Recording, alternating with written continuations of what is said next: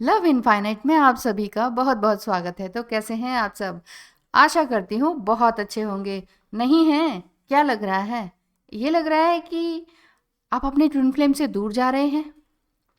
If you feel like you are falling out of your twin flame, तो ये आपके मन का वहम है, ये मैं बता दूँ। आपने इनर वर्क भी बहुत स्टार्ट कर दिया होगा और काफ़ी अच्छे से कर रहे होंगे। कंपैशनेट भी आप हैं, एक एम्पैथ की तरह भी आप बचपन से ही हैं। आप अपने आप को इंडिगो चाइल्ड भी कह सकते हैं। आपको इस तरह की फीलिंग्स आती हैं, आप दूसरों के दर्द को महसूस कर सकते हैं। आप क्या होने वाला है ये भी जान सकते हैं। बिल्कुल एक क्लियर वॉइंट की तरह हर चीज़ की तह तक आप जाते हैं। फिर भी आपको ये लगता है कि आपका ट्विन फ्लेम आपसे दूर जा रहा है, तो ध्यान रखें, ये सही नहीं है। Twin flame are the other half of your soul. वो बिल्कुल आपका ही आधा हिस्सा है, आपकी सोल का। आप जैसे जैसे हायर सेल्फ में आते जाएंगे, वैसे वैसे ट्विन फ्लेम अवेकन होते जाएंगे। अगर फिर भी आपको लग रहा है कि नहीं नहीं वो आपसे दूर जा रहे हैं, अब वो प्यार नहीं रहा, या उनकी मैरिज हो गई है, या एंगेजमेंट हो गई है, या आपकी शादी हो गई है, मिलने के बावजूद भी, मतलब यूनियन होने के बावजूद भी, ये जानने पहचानने के बावजूद कि आप दोनों ट्विन फ्लेम हैं, फिर भी आपकी शादी नहीं हो पाई है, दुखद तो है ही कि इस जन्म में अब इस तरीके से एक मैरिड कपल की तरह नहीं रह पाएंगे। दुखता तो बहुत है, बहुत ज़्यादा पेन है, बहुत सफरिंग है इस ट्विन फ्लेम जर्नी में। लेकिन वो आपसे दूर जा रहे हैं, अब कभी एक नहीं होंगे, या भूल जाएंगे, या आप उन्हें भूल जाएंगे, या वो आपको भूल जाएंगे। नहीं नहीं, ऐसा नहीं है, ऐसा बिल्कुल भी नहीं होता है। कांटेक्ट कम हो सकते हैं क्योंकि 3D वर्ल्ड में हर इंसान ये सोचता है नहीं नहीं अब मेरी भी फैमिली हो गई है, अब मुझे इस तरह से नहीं करना चाहिए। तो इस तरह से नहीं करना चाहिए, मतलब एक गिल्ट सा आ जाता है, कहीं ये हमारा एक्स्ट्रा मैरिटल अफेयर तो नहीं हो रहा है, मैं ये गलत तो नहीं कर रहा हूँ, वो भी मैरिड है, मैं भी मैरिड हूँ, अब मुझे इस तरह से नहीं करना चाहिए। या एक अनमैरिड है या दूसरा मैरिड है, तो एक को फील होगा बहुत स्ट्रांगली कि ये गलत है, मुझे नहीं करना चाहिए, नहीं मिलना चाहिए, नहीं मिलने की कोशिश करनी चाहिए। तो ये होता है। जैसा कि मैंने पहले आपको बताया ही है कि लेटिंग गो ऑफ ट्विन फ्लेम को, लेटिंग गो ऑफ ट्विन फ्लेम नहीं करना होता है, मतलब उसको लेट गो नहीं करना है कि जाओ जाओ, तुम जाओ अब मेरी ज़िंदगी से। लेकिन नेगेटिव एस्पेक्ट्स एंड जितने भी नेगेटिव लोग हैं, उन लोगों को लेट गो करना होता है। ये मैंने पहली वीडियो में बताया है। तो लेकिन फिर भी अगर ऐसा फील हो रहा है कि वो आपसे दूर जा रहे हैं, तो कुछ चीज़ें हैं जो मैं आपको बताने जा रही हूँ। पहली ये कि recognize of this person as a catalyst for your growth. अपने इस ट्विन फ्लेम को अपनी पर्सनल ग्रोथ के लिए चुने, पहचाने। ये सोचें कि ये जो ट्विन फ्लेम है, चाहे वो कोई भी कंडीशन हो, आपकी मैरिड हैं, अनमैरिड हैं, किसी और के साथ हैं, किसी कार्मिक के साथ हैं ट्विन फ्लेम, या आप ही उनकी ट्विन फ्लेम है, तो आप किसी कार्मिक के साथ बंधन में बंधी हुई हैं, यानी कि मैरिड हैं, या फिर बच्चे भी हैं साथ में, या फिर बहुत एज गैप है आप दोनों का। कुल मिला के ये सभी लेबल्स हैं। ध्यान से सोचिएगा तो ये सभी लेबल्स हैं जो दुनिया ने दे रखे हैं कि ये मैरिड है, एज हो गई है, ये लेडी है, ये मैन है। दो लेडीज़ भी हो सकती हैं, दो फीमेल भी ट्विन फ्लेम्स हो सकती हैं, और दो मेल्स भी ट्विन फ्लेम्स हो सकते हैं। लेकिन उनमें फिजिकल हमेशा रहने की एक डिज़ायर नहीं रहती है। तो ट्विन फ्लेम को इस तरह से समझे। अगर सिर्फ अफेयर है तो वो डिफरेंट चीज़ है। इसीलिए तो जो लव अफेयर्स होते हैं और उसके बाद लव मैरिज होती है, वो अक्सर तकलीफ़देह हो जाती है, पेनफुल हो जाती है, साथ रहना मुश्किल हो जाता है, इवन डिवोर्स तक हो जाता है। शादी के तुरंत बाद ये लगने लगता है कि गलती हो गई। ऐसा क्यों होता है? क्योंकि वो लव अफेयर था। वो फिजिकल चीज़ें आपने देखी, काउंट करी सारी, कि सामने वाले की बॉडी, सामने वाले के व्यवहार, उसका पैसा, उसका नेचर, आपसे मैच किया और आपने उनके साथ शादी कर ली। उनका एनुअल पैकेज, आप दोनों का एनुअल पैकेज, चलो दोनों काम करते हैं, आगे घर बनाना हो तो लोन ले लेंगे, इस तरह से ये 3D वर्ल्ड की प्लानिंग है। लेकिन ट्विन फ्लेम ये सब कुछ देखता ही नहीं है। ट्विन फ्लेम्स में इस तरह की प्लानिंग्स तो बिल्कुल ज़ीरो हैं। इवन अगर आप ट्विन फ्लेम से ही शादी करते हैं तो भी प्लानिंग नहीं रहती है, तभी तो परेशानियां होती हैं। और अगर साथ साथ बच्चे भी हो गए तो बच्चों को भी ये सब कुछ जो उनके साथ ट्रिगरिंग हो रही होती है, और वो जो फाइनेंशियल लॉस होता है और भी सारी चीज़ें होती हैं, तो वो सारी स्टेजेस के साथ साथ उन बच्चों को भी सफ़र करना पड़ता है, जैसे हमें करना पड़ा। बाद में पता लगा कि कितने साल बाद, बहुत सालों बाद, मतलब 18 ईयर्स बाद ये पता लगा कि हम ट्विन फ्लेम हैं। और उसके साथ साथ क्या हुआ कि जो बच्चे हैं वो बच्चे साथ साथ सफ़र करते हैं। वो उन्हें समझ नहीं आता कि किस लिए लड़ रहे हैं, किस लिए बोल नहीं रहे हैं, किस लिए इतना विक्टिमाइज फील कर रहे हैं, क्यों इतना दुख में है, क्यों इतना पेन है, क्यों एकदम फाइनेंशियल इश्यूज शुरू हो गए हैं। तो बच्चे भी सफ़र करते हैं। मेरे कहने का मतलब ये है कि आप किसी भी सिचुएशन में हो, कोई भी आपका लेबल हो, और ये अफेयर ना हो, मतलब लव अफेयर ना हो, ये जानबूझ के किया गया चीज़ ना हो, ये आप अच्छी तरह से जानते हैं कि आप ट्विन फ्लेम ही हैं, तो आप उन्हें अपने ग्रोथ के लिए चुनिए। ये सोचिए कि ट्विन फ्लेम जर्नी में रहते हुए एक से ज़्यादा बार भी आपको डार्क नाइट ऑफ सोल महसूस होती है, ठीक है? तो ये सोल क्रेविंग इसलिए हो रही होती है आपकी, क्योंकि आप खुद से एनर्जेटिक अलाइनमेंट हो रही होती है आपकी। आपके ट्विन फ्लेम आपकी पर्सनल ग्रोथ में बहुत हेल्पफुल होते हैं, चाहे उनका कोई भी लेबल हो, मैरिड अनमैरिड। मैं बार बार समझाती हूँ, मैरिड अनमैरिड या दोनों ही फीमेल हैं या दोनों ही मेल हैं, ये मैटर नहीं करता है ना। ये दुनिया के लिए मैटर करता है, अरे ये क्या है, ये इस तरह से कैसे रह रहे हैं, या शादी क्यों नहीं कर रही हो, दोनों फीमेल हैं, दोनों अच्छी फ्रेंड्स हैं। दूसरों को ये दिखाई देगा ना, ये तो अच्छी फ्रेंड्स हैं, फिर ये शादी क्यों नहीं कर रहे हैं, मतलब अलग अलग स्पाउस से लड़के ढूंढ के शादी क्यों नहीं कर रहे। तो ये सवाल दूसरी दुनिया के हैं। और ये है 5D का कनेक्शन। फिफ्थ डायमेंशन में हमारा कनेक्शन ऑलरेडी है, ये कॉस्मिक एनर्जी है, ये कॉस्मिक मैरिज है, already done in this universe. पहले ही कॉस्मोस में ये चीज़ हो चुकी है। अब हम दुनिया को कैसे समझाएं कि हम एक ही सोल है, कैसे समझाएं, नहीं समझा सकते। तो इसलिए चाहे कितनी भी पेन हो, सफरिंग हो, चाहे आप उन्हीं के साथ मैरिड हो, साथ में बच्चे भी हों, तो सफरिंग सब साथ चलती है, आपकी भी चलेगी तो बच्चों को भी सहनी पड़ेगी। मेरे कहने का मतलब ये है कि आप उन्हें एक पर्सनल ग्रोथ की तरह लें कि हाँ, ये आपके टीचर हैं, ये आपके गुरु हैं, ये आपको सिखा रहे हैं, जाने अनजाने में। उन्हें पता नहीं है कि वो आपके गुरु हैं, लेकिन फिर भी आप उनके आने से आपकी स्पिरिचुअल ग्रोथ हो रही है। और स्पिरिचुअल ग्रोथ होना ही ह्यूमन बीइंग का एक मात्र उद्देश्य है। आपकी ट्विन फ्लेम आपकी पर्सनल ग्रोथ में बहुत ज़्यादा हेल्पफुल होते हैं, क्योंकि यही आपको ट्रिगर करते हैं, यही आपको ट्रिगर करते हैं। मोर एनर्जी एंड क्रिएटिविटी में आप जितना ज़्यादा जाएंगे, तो ये ट्रिगरिंग भी बाद में अच्छी लगने लगेगी। बाद में पीछे मुड़ के आप देखेंगे ना, अभी तो लग रहा है ना कितना सफ़र है, कितना निकल ही ना जाए इस ट्विन फ्लेम जर्नी से, तो निकल भी नहीं सकते हैं, क्योंकि ये दिमाग का गेम है ही नहीं ना, ये तो सोल जर्नी है। आप चाह के इसमें नहीं आए, और चाह के भी आप इस जर्नी से आउट नहीं हो सकते। I mean twin flame triggering आपको फ्रेश पर्सपेक्टिव देती है, और आप अपने क्रिएटिव साइड पर काम करने लगते हैं, और पैसे की पीछे आप नहीं भागते हैं। मतलब प्रोफेशनलिज्म तो बाद में आएगा, पहले अपने पैशन को आप फॉलो करने लगेंगे, तो समझ जाइए कि आपका जो आप ये सोच रहे हैं ना कि मेरा ट्विन फ्लेम मुझसे दूर जा रहे हैं, तो दूर नहीं जा रहे हैं, वो आप ही के पास हैं, आप ही के अंदर हैं। तो पहले अपने पैशन को फॉलो आप करने लगे, और उसके बाद अवेकन पोटेंशियल को पहचानने लगे, तो यही आपकी सक्सेस है। इनर चाइल्ड को आप जितना ज़्यादा अच्छे से पहचानेंगे कि हाँ, आपके इनर चाइल्ड क्या कह रहा है आपसे, आपकी गट फीलिंग आपसे क्या कह रही है, चाइल्डहुड वुंड्स को दूर करने लगेंगे, तो आप एक तरह से ट्विन फ्लेम को मिरर बैक कर रहे होंगे। ठीक है? तो आप अपने आप को इस तरह से रिकॉग्नाइज़ करें कि वही आपकी ग्रोथ में काम आ रहे हैं।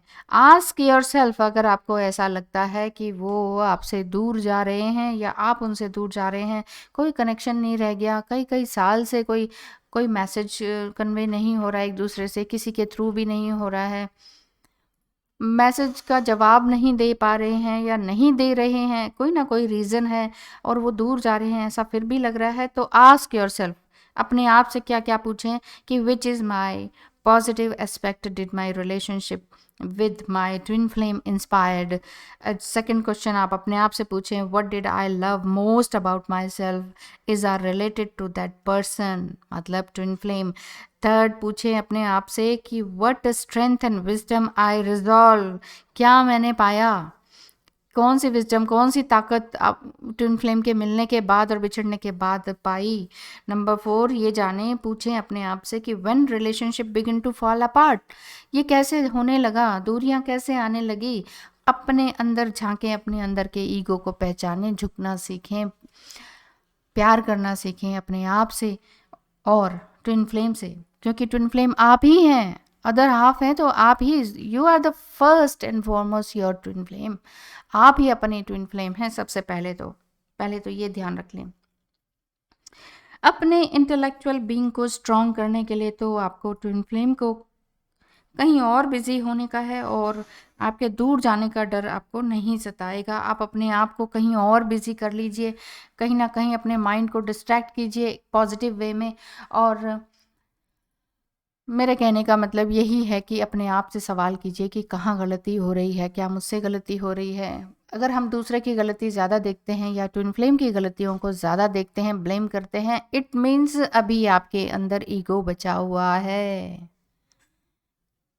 चाहे दुनिया आपको कितनी ही स्पिरिचुअल या हाईली स्पिरिचुअल कहें, हाईली कॉन्शियसनेस में आप हैं ये समझें, लेकिन फिर भी कहीं ना कहीं ईगो रहता है। ईगो किसी का एकदम से ख़त्म नहीं होता है। हाँ, मेल्ट ज़रूर हो सकता है, कम ज़रूर हो सकता है, ज़ीरो ईगो किसी का नहीं होता है, चाहे कितने भी बड़े योगी हो जाएं।